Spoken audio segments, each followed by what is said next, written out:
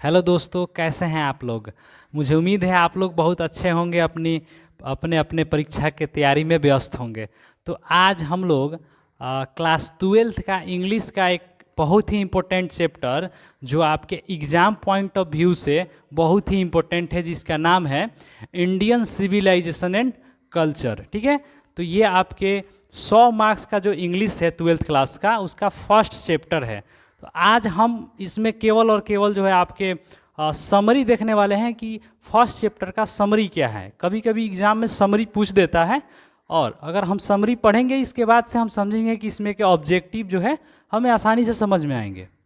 तो चलिए शुरू करते हैं।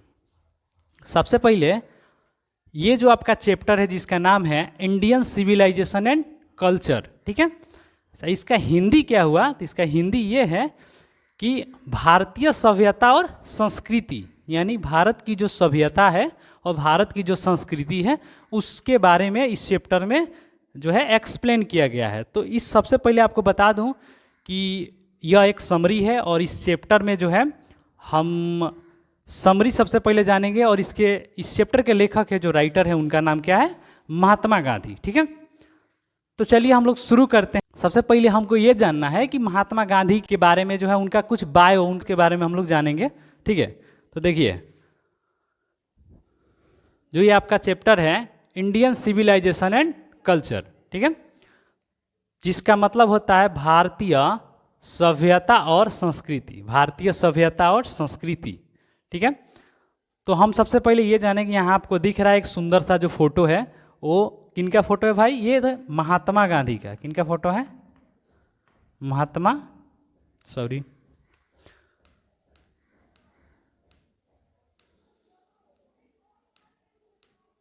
यह जो आपको सुंदर सा फोटो दिख रहा है यह किसका है जी?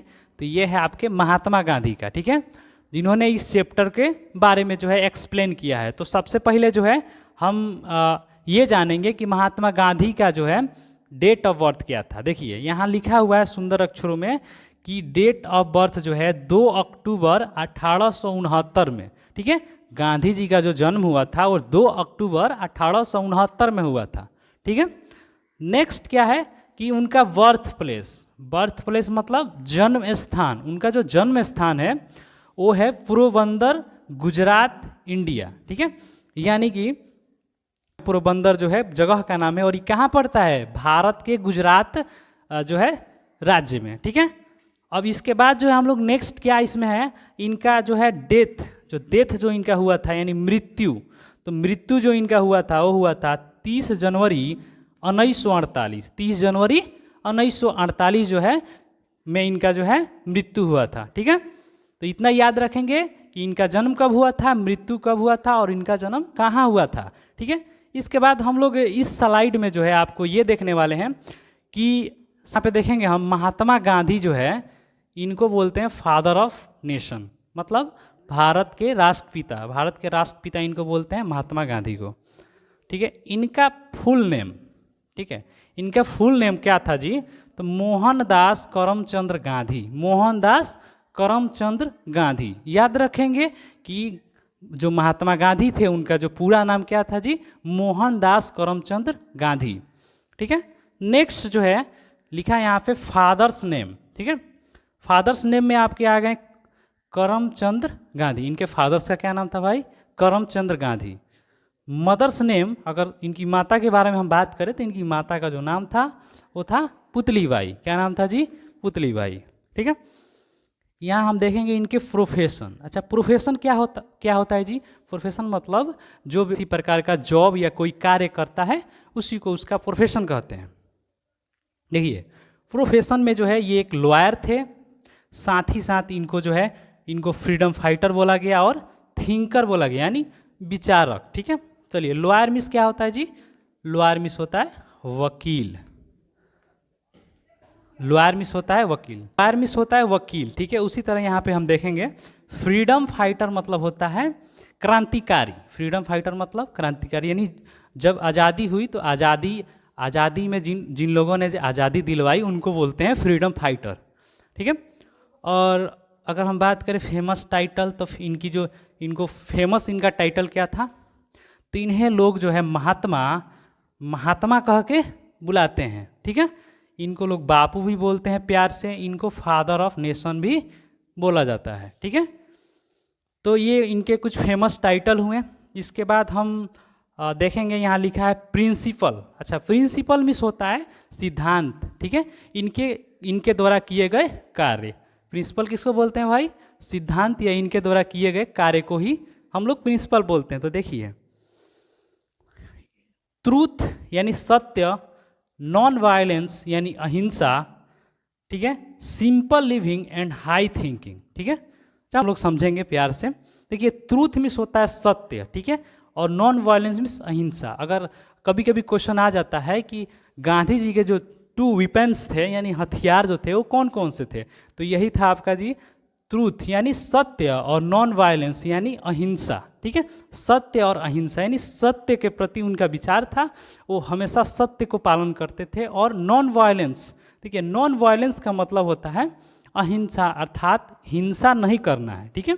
यानी उनको जो है लड़ाई नहीं करना है, हिंसा नहीं करना है, उनको जो है कंट्रीब्यूशन। देखिए, कंट्रीब्यूशन मतलब होता है योगदान, ठीक है, कंट्रीब्यूशन मतलब होता है योगदान। अच्छा, इनका क्या योगदान रहा?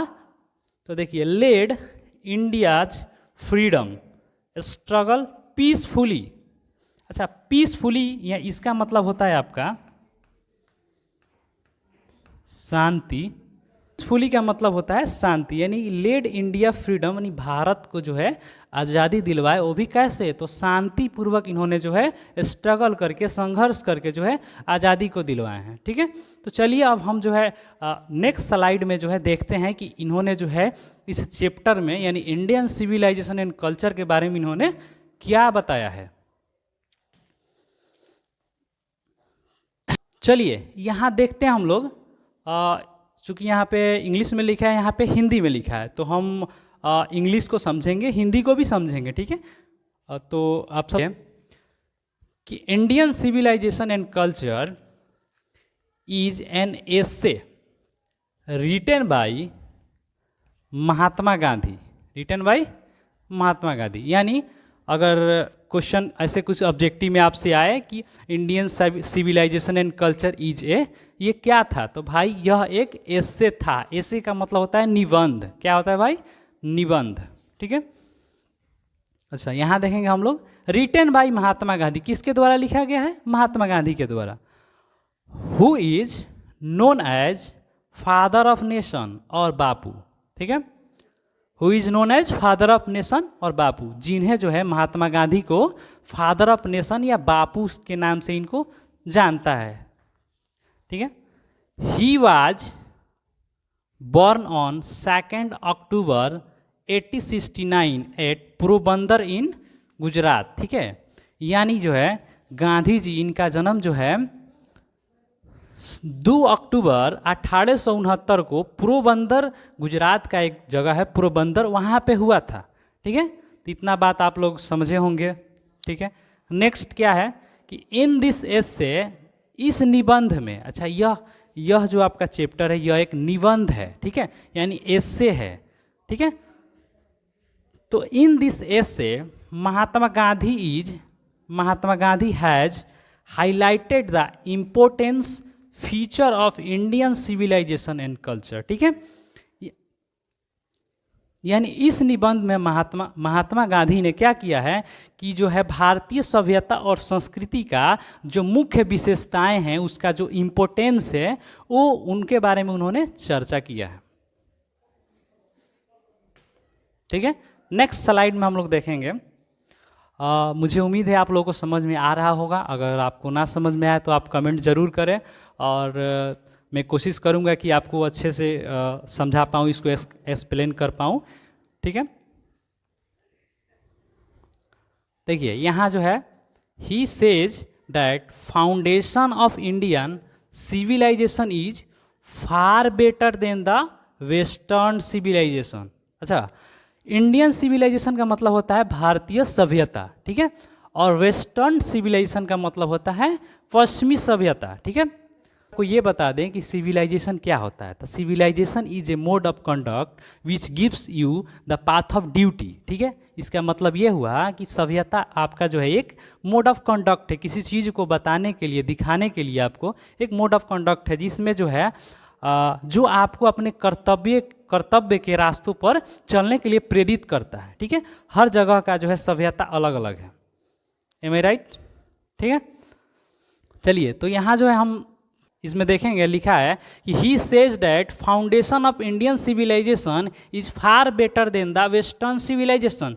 यानी वो कहते हैं, में देखिए क्या लिखा है कि वह कहते हैं कि भारतीय सभ्यता की नींव पश्चिमी सभ्यता से कहीं बेहतर है। मतलब उनका कहना है कि जो भारतीय जो सभ्यता है, यानी जो इंडियन सिविलाइजेशन है, ये पश्चिमी सभ्यता से काफ़ी बेहतर है। यानी हम लोग जो है काफ़ी जो है सांस्कृतिक और जो है काफ़ी हम लोग जो है।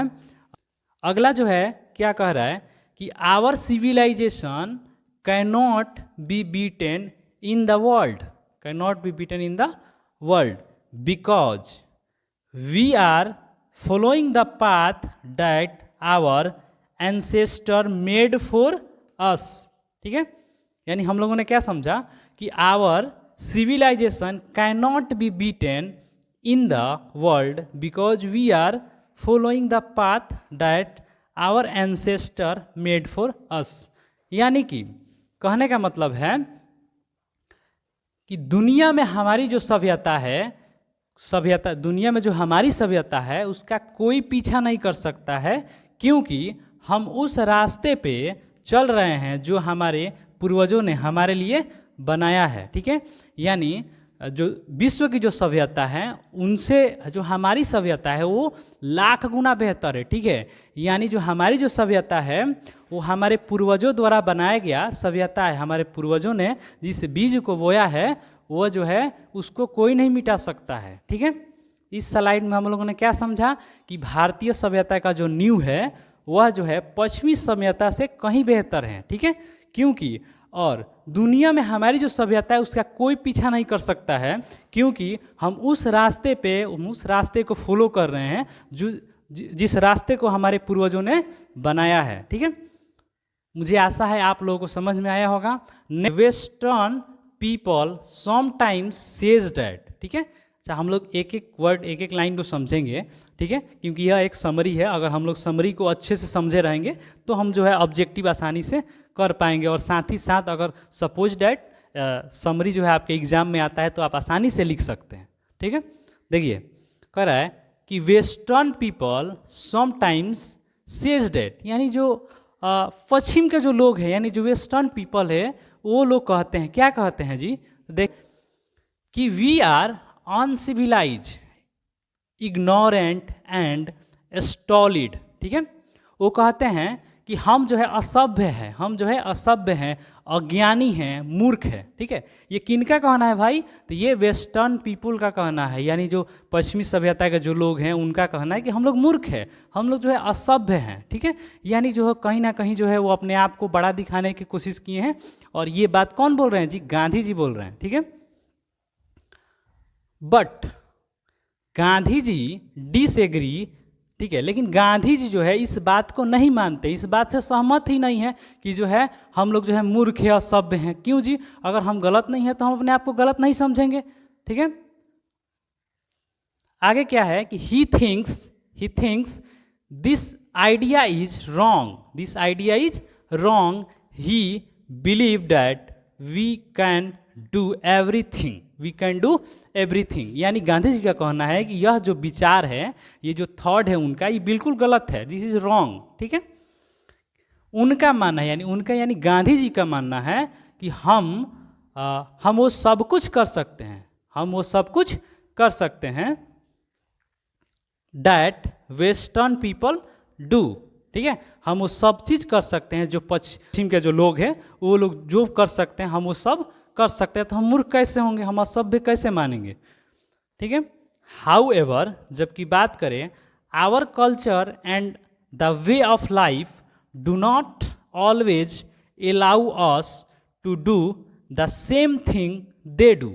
ठीक है, पहले यहाँ हिंदी हम लोग देख लेते हैं कि इनका कहना है कि हम वो सब कुछ कर सकते हैं जो पश्चिम के लोग करते हैं, क्योंकि हालांकि इनका कहना है कि हमारी संस्कृति और जीवन शैली हमें हमेशा वही काम करने के लिए अनुमति नहीं देती है जो वे करते हैं। अर्थात इनका कहना है कि जो है ये जो है उनके बातों से सहमत नहीं है, ठीक है, कि जो है अपने आप को नहीं मान रहे हैं कि जो है हम लोग असभ्य हैं, मूर्ख है। इनका क्या कहना है, देखिए इनका कहना है कि what he believe that we can do everything, यानी ये कहते हैं कि हम वो सब कुछ कर सकते हैं, डैट वी कैन डू, ठीक है, जो हम करना चाहते हैं वो हम सब कर सकते हैं, everything that western people do, यानी जो पश्चिम के लोग हैं वो करते हैं, वो सारी चीज़ों को हम लोग भी कर सकते हैं। However our culture and the way of life, ठीक है,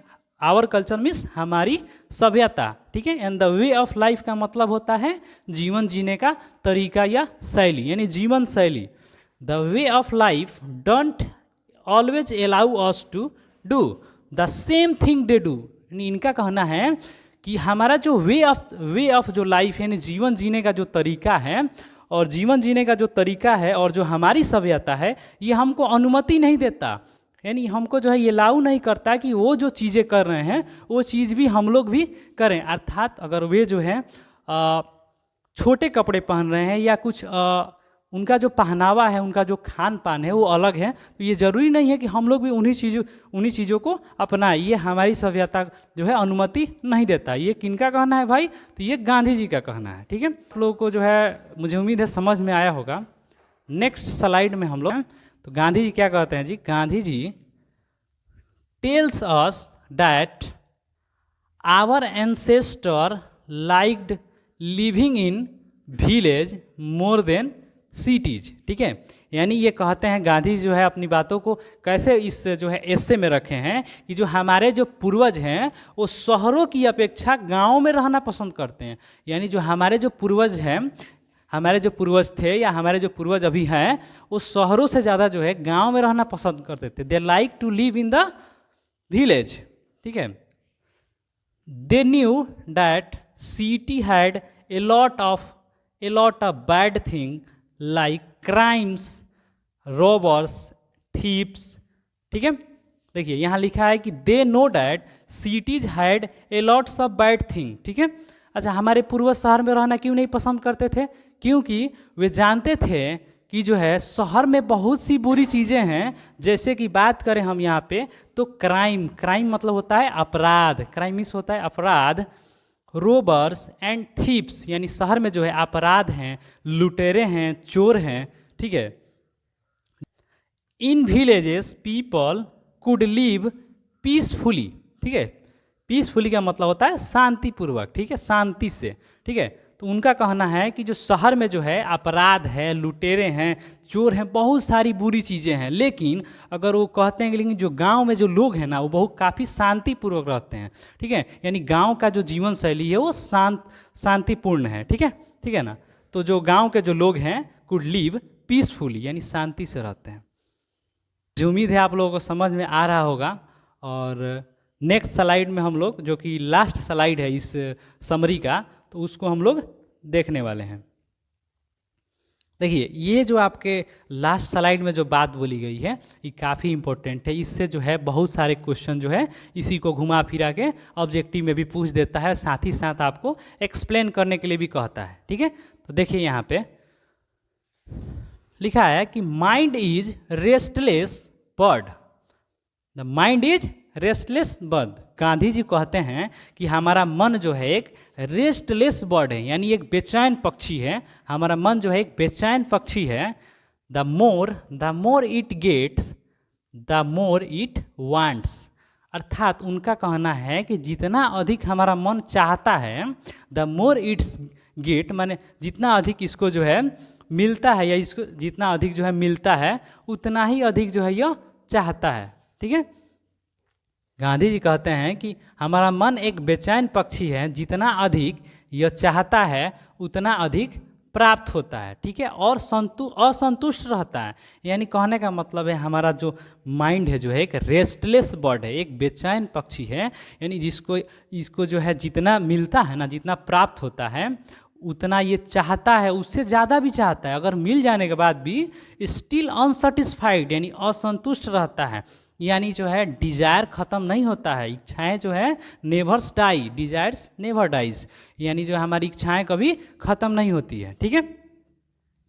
क्योंकि हमारा मन क्या है, एक बेचैन पक्षी है। ये किनके द्वारा कहना है भाई, तो ये गांधी जी के द्वारा कहना है।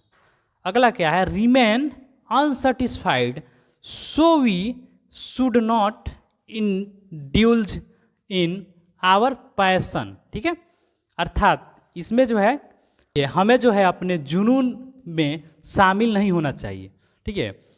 फिर से हम लोग इसको समझेंगे कि mind is a restless bird, यानी जो हमारा मन जो है ये बेचैन पक्षी है। ये इस ऐसे में जो है गांधी जी क्या बोलते हैं कि हमारा मन जो है एक बेचैन पक्षी है।